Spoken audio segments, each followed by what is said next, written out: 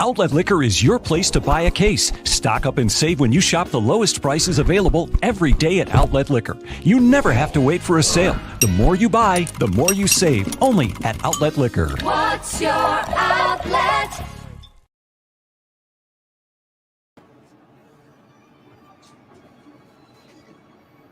Welcome, everybody, to the Two Goalies, One Mic pregame show, getting ready for a very much anticipated matchup, at least for me. I don't know about you, Steve, but I am super excited for our Buffalo Sabres take on the rival up the QEW, Toronto Maple Leafs, the hated Maple Leafs. I hate the team, love the fan base, but I really want this one tonight, buddy. I cannot stand the fact that your brother currently, who is residing in your apartment, has an Austin Matthews jersey.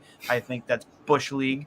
I really needed this to be at least a very competitive game. I know they're a powerhouse right now, and they've really picked things up after a slow start. But I really want this one tonight. Yeah, I think historically speaking, both teams try to play their heart out when playing against each other. So at the very least, regardless of which direction it goes, it's going to be a high-scoring output. Somebody's going to be putting out all the stops. Really hope it's Buffalo.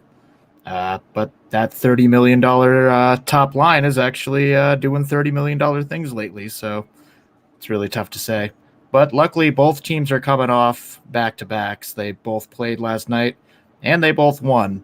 So they're both in a pretty good headspace, but they could both be tired. So it's really hard to predict what happens when Toronto and Buffalo come together. Yeah, it is, man. Matthews with a huge overtime goal last night against Calgary. I actually watched that one live right after the Sabres game. That's such a dangerous team. William Nylander has really turned it on. And I feel like I forget who it was that I saw a tweet out earlier today, but he's so good right now. You could literally throw him out there with anyone, and he's going to make them look stellar. That's just how good of a hockey player he is right now. He's been, in my opinion, their most consistent player from the start of the season, which is hard to believe with a team that has Austin Matthews on it, John Tavares, Mitch Marner. Again, part of that big four of their core of players, and William Nylander has been absolutely, at least for if you're a Toronto fan, a breath of fresh air. Yeah. It's been good to see him come back. It seems like every couple of weeks, it's either we need to get rid of Nylander, we need to get rid of Marner, we need to get rid of this guy, we need to get rid of that guy. You got to love when people are just ready to just throw the whole organization under the bus and just, somebody needs to get fired, somebody immediately needs to get traded out of town. I mean, we had that conversation here too more than once. Yep. I mean, just last year around this time, we were saying Tage to the moon because we wanted to send him as far away from this franchise as possible. But now Tage to the moon just means the sky's the limit for the kid. But that said, I guess the equalizer on the Sabres side of these things would probably be Dylan Cousins. That was a guy who was in the faceoff dot with Connor McDavid all last night, and he was holding his weight against one of the greatest hockey players of this generation. And on top of that, a 2-goal night. I feel like that's going to really give him like this crazy boost in confidence. Like I feel like we're going to see a Dylan Cousins that you would expect, the kind of playing that you'd want to see out of a kid who was drafted 8th overall. I really think that game last night is just going to do like wonders for just everything he tries to do he's already a solid guy, but the biggest knock has been his line mates for a while have been Kajula and Hinostroza. But I think after last night, I feel like him alone, he's just going to be able to push things to another level, even with his line mates just being aight. Yeah, seeing the way Dylan Cousins, I mean, granted, Leon Draisaitl did it with 2 goals and McDavid did have an assist, but like he shut him down. I remember, I think I read something today on Twitter while at work, that Granado kind of, breaking down Cousins' game, just really, really doing a deep dive into the player that Dylan Cousins. It was an easy decision to put him out there again against McDavid's line. And if you think about it, we've seen the way he plays. He plays a very hard nose. I know people hate this the same blue collar game. He's a very tough forward to play against. You know, he reminds me a little bit of Michael Pekka from back in the day, and Michael Pekka was one of the toughest forwards to play against in the entire league. I think he won the Selke twice. Again, you know, I'm not saying that's the player he's going to end up being, but that's a little bit what he reminds me of. You know, a guy who can go out there and, you know, he'll give you a good offensively, he'll give you a good game, but defensively he's never going to hurt you, and you can put him out there against the other team's top line. And I'm not going to there's no guarantee that he's going to, you know, keep them off the scoreboard every night, but you know, out of your entire roster, he's probably the very best man for that job. Kind of like, again, when you see, you know, the top line in Boston, Patrice Bergeron, guys won the Selke, I don't know how many times, essentially owned that trophy for a long time. You know, normally when you match up lines, you probably want your best line going up against maybe one of their weaker lines, but you know, they send that line out against the top lines every single night because they have a guy like Bergeron. You know, Dylan Cousins could be that guy for us going forward. Yeah, and in a similar fashion to the perfection line, I think we'll see a lot more out of. I think ultimately Dylan Cousins is more of the playmaker than the finisher, than the closer. Not that he can't, obviously he can, but when given the choice, we see more often than not Dylan Cousins is going to try to make the pass, make that extra move to somebody else. He's not going to play that selfish game all the time, and I think once some of our other more elite forwards come out of the other end of their injuries, you know, that'll give Donnie Meatballs a little more license to shuffle the lines around. So, you know, and again, this isn't a knock to Drake Caggiula and Vinny Hinostroza. They've been playing a lot better lately. Like Drake Caggiula specifically, I see him doing a lot more things that I did not expect out of a guy like Drake Caggiula. Hinostroza's kind of a little touch and go. Some nights are really good. Some nights there's some nights. But that's it. But that said, I think I don't mean to interrupt you, but I'm looking at the numbers here. Toronto, who has played we have 2 games. Well, we have 2 games in hand on Toronto. They've played 2 more games than us. They are currently 5 points ahead of us in the standings. What would you guess if you were to venture to guess goals for Toronto? Over under 40. Over under 4 goals against Toronto. Goals for Toronto this season. This season so far, yeah. Just based on the implosion of Leafs Twitter, I'm going to say it's just slightly under that. Just because it seems like they've been very upset up until about a week ago. You would be correct. They have 38 goals for. Buffalo, with 2 games less played, have more goals for than Toronto Maple Leafs. And not for nothing, goals. 2 of those games were 5-1 wins over the first and second best team in the league last year. Yep.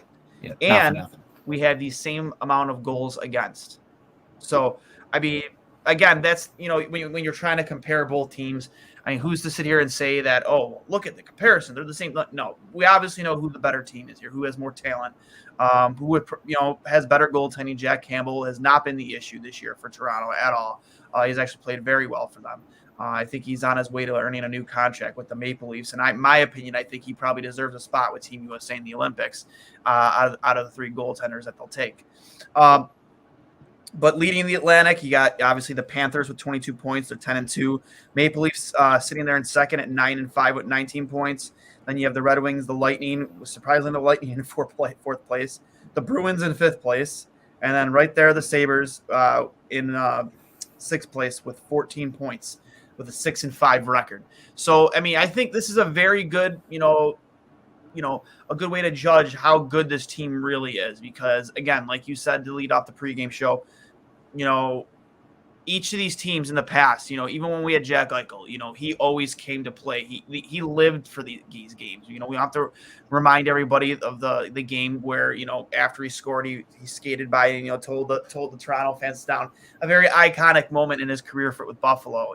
Something I'll miss about him, when he being a Buffalo Sabre. But, we've turned that page, and now you've handed those reins over to Dylan Cousins. You've handed those reins over, to Rasmus Dahlin and Arttu Ristolainen, and hopefully someday soon here, Jack Quinn, JJ Paterka, Tage Thompson, Casey Middlestat, and way down the line, Owen Power.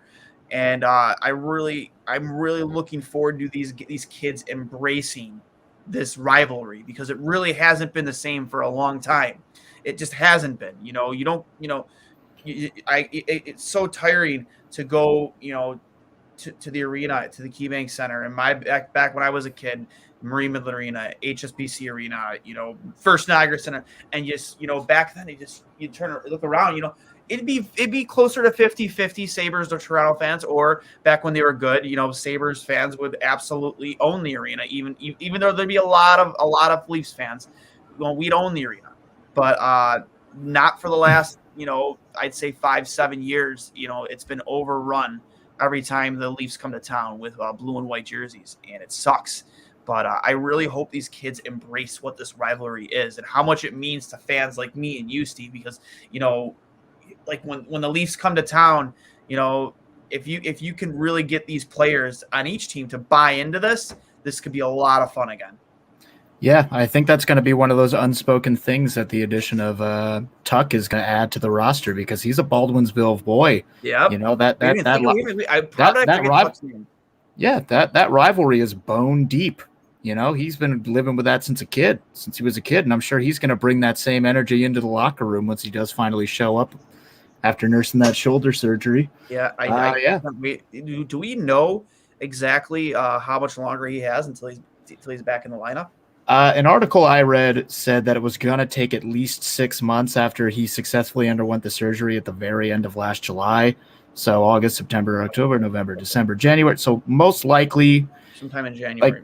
January, more likely February, because while he'll be clear to play, he'll probably need a few weeks to condition and get back up to snuff, because he could probably do some basic skating stuff at the moment, but he can't really do any sort of stick work whatsoever, because that's just you definitely need your upper body for so much of the game. So unfortunately, he's probably keeping his edges sharp, but there's so much to the game that he just can't do while he's still recuperating a shoulder injury like that. So my guess would be more likely than not February. But the injuries I'm very concerned about is what the hell is going on with Casey Middlestat and Yoki Harju. I've kind of heard radio silence on both of those fronts. We expected them to be back by now, so that is concerning, because I think you add Casey Middlestat. I mean, granted, the last 2 games, I think Dahlin and Pysyk have looked great together. I think they've looked great. Yeah.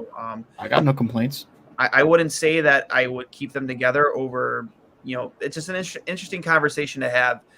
When Joker does come back, because you would expect him to get right back into the thick of things with Dahlin. But if things keep going well with Mark Pysyk and Rasmus Dahlin, that gives you the flexibility to put the Joker somewhere else. I don't know, who he would pair well with. I'm so used to seeing him with, Dahlin. Yeah, I mean, maybe testing Joker out with Butcher for a night. Maybe that's the ingredient that Butcher. Maybe that's the ingredient that Butcher needs to feel a little more confident in his game, because it just kind of seems like Butcher's been like that. Okay, so you're kind of we don't really know what to do with you yet. He's a new piece in the tool chest. But, Dahlin and Joker, when they were on. Bryson and Miller at this point, that's they're feeding off each other. They've been playing together enough now that I think they finally have that chemistry that you want to see out of that pairing. Bryson's bringing out the parts of Miller's game that are strong, and then in those moments where Miller takes the body instead of the puck, and then somebody's got an odd man rush, he's got that ability to just shut it down more often than not. He always seems to know when it's the right time to drop down and block the pass, because he can I don't know, he's just kind of got a sixth sense about it. He knows when they're going to shoot it, he knows when he's going to feed the pass, and he's pretty good at shutting that stuff down real quick. That one big Connor McDavid breakout last night, that was mostly shut down courtesy of Bryson. Yeah, so that was, and that I tweeted that earlier. That is defense 101, and I've said this a couple times over the past few years. I don't understand. I guess I can understand when Alex Ovechkin, when he scores, especially from that one spot.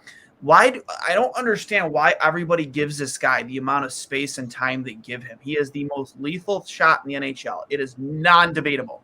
I still think he has a better shot than Austin Matthews. So like you're giving this guy this type of separation either when he's sitting there in his wheelhouse in his office there on the faceoff dot, or if he's on the rush. Like everybody just backs up with him and gives him time. It just drives me insane.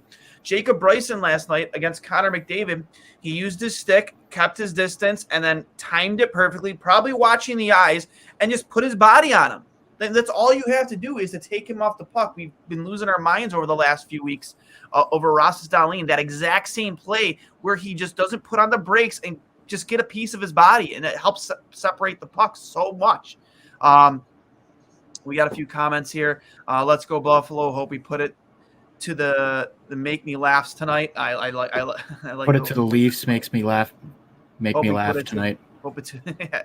I'm sure the word Leafs was supposed to be in there somewhere. Yeah, we do. I do think we do need Craig Anderson back. Even though Dustin Tokarski, he did get a little bit of a Dominic Cash comparison last night. But I would like to see old Craigie back in net because I think we are a better team with him in the paint. But per Heather Engel earlier, I know she works with the Buffalo Sabres PR. Maple Leafs lineup for tonight. Matthews centers the top line with Kasha and Nylander. Tavares centering second line with Nick Ritchie and Marner.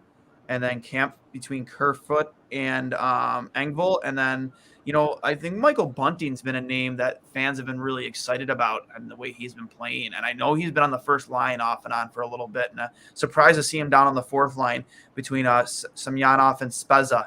And then defensive pairings, Riley, Brody, Muzzin, Hull, and McDermott and Liljegren. I have not seen a starting goalie yet for the Toronto Maple Leafs, but it does look like we'll have, as per 7 minutes ago from Lance Lyasowski, Aaron Dell will be making his Buffalo Sabres debut, a regular season debut for the tonight against the Toronto Maple Leafs, which, I mean, it is what it is, back-to-backs, but I just we got the comment up, not Maple Leafs, the Toronto Make Me Laughs. I think Dell is starting. Yeah, he is starting per Lance Lyasowski just a few minutes ago.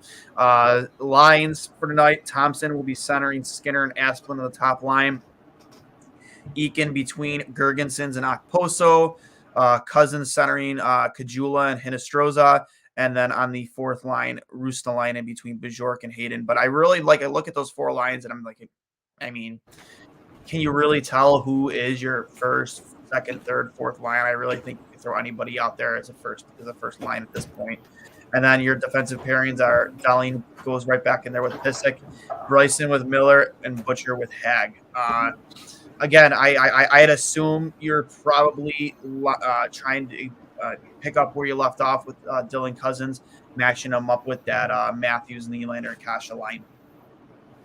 Yeah, I think that would probably be the move. I mean, again, I do know that, yeah, I mean, there's been that criticism of the forward pairings that just, Cousins could use a little bit more firepower. But, again, until Middlestat and Olofsson are back off the bench, I just don't think there's an option right now. They would be, calling up Murray again to take out Hayden, but that really only affects that line.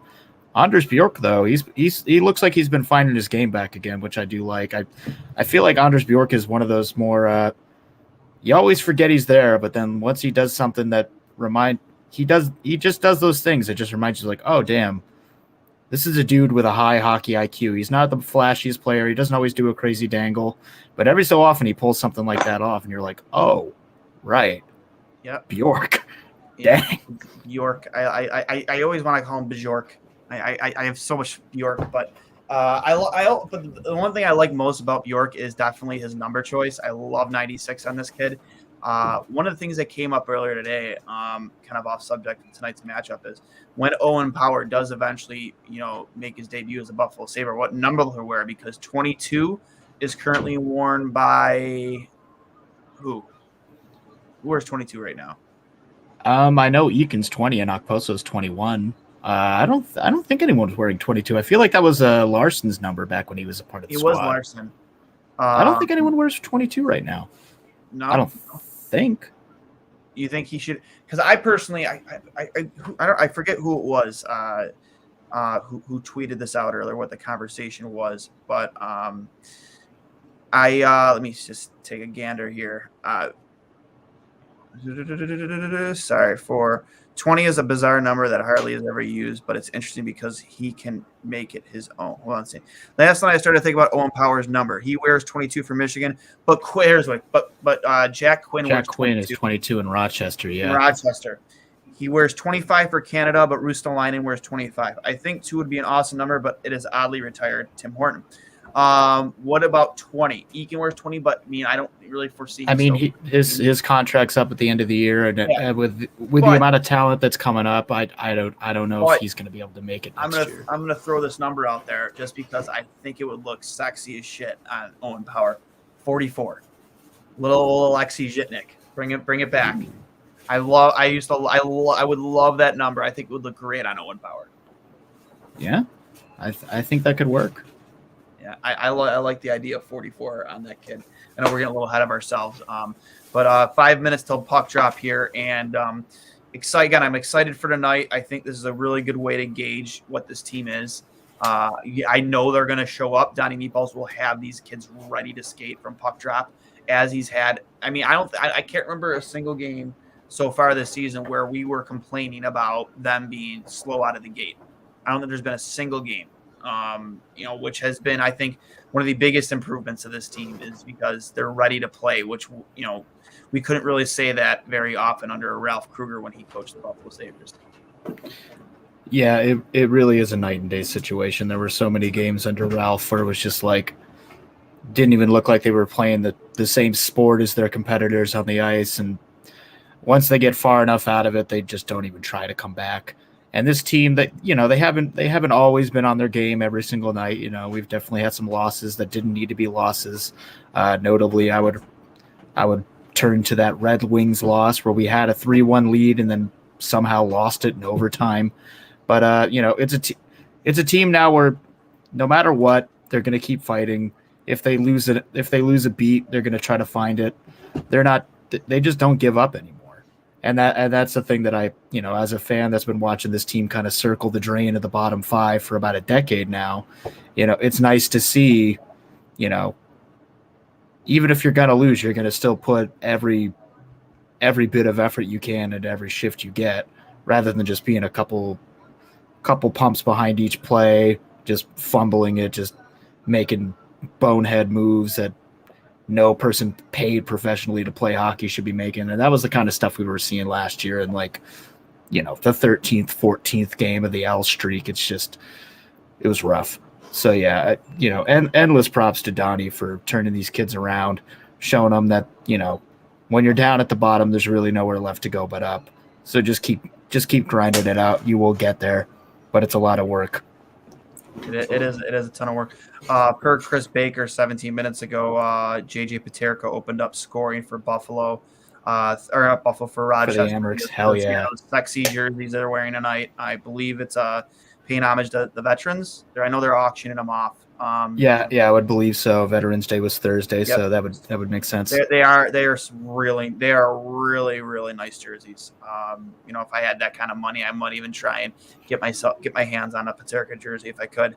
But he opened up scoring with his third of the year. Krebs and Quinn with the assist. Nice to see Krebs, get on the board there for Rochester. I would absolutely love it if that entire line just got shifted into the Buffalo roster next year. Just let them dominate down in Rochester, and then I feel like when you got a trio that strong, what sense is there of just bringing it in piecemeal? Just bring all 3 of them all at once. Just let them be your 4th line. It's okay, let's see what you can do. Absolutely. And Peyton Krebs has been here before. He knows how to play with the NHL boys. Hasn't been too many games, but he can help Quinn and Paterka with the nerves. It's yeah, this is the big deal. This is the big stage, but let's just keep playing the same game we've been playing in Rochester, and we'll see what happens. Yeah, I'm excited. I think that tonight again is a good way to gauge this team, and I think it's gonna be a lot closer than people think. I really do believe that. But before we send it home here and get the puck drop, Steve, what are your predictions for tonight? Again, when these two teams get together, they go all out. They go ham. I don't care that both sides are tired. I think it's going to be a high-scoring event. Particularly, to be fair, Dell's had a few good starts in the AHL, but the AHL and the NHL are two completely different beasts. So I think this one's going to end 5-3. And honestly, you could flip a coin on which side it ends on. But I think 5-3 is going to ultimately be how this one ends. It's going to be 4-3 at one point. Somebody's going to pull a goalie, and it's going to backfire. I don't hate that score prediction. I think that this is a game we see go to overtime. I think it will be high scoring. I'm gonna go 6-5. I'm gonna say Buffalo 6-5 in overtime. All right. I think we're gonna see a lot of with especially if we get. I'm not sure. I'm not sure who's starting in net tonight. I would assume Jack Campbell, but with that being said, I think we're gonna have a high scoring affair tonight. I'm gonna say Buffalo 6-5 in overtime. But with that being said, guys, don't forget that this show is brought to you by Outlet Liquor, the place to buy a case over there on George Urban Boulevard. So many selections to choose from for your game day or game night experience. Go over to Outlet Liquor, the place to buy a case. So that being said, Steve, let's get the puck drop here. I'm excited. Let's see how the night goes. And 3 words for you guys. Let's go, Sabres. Sabres.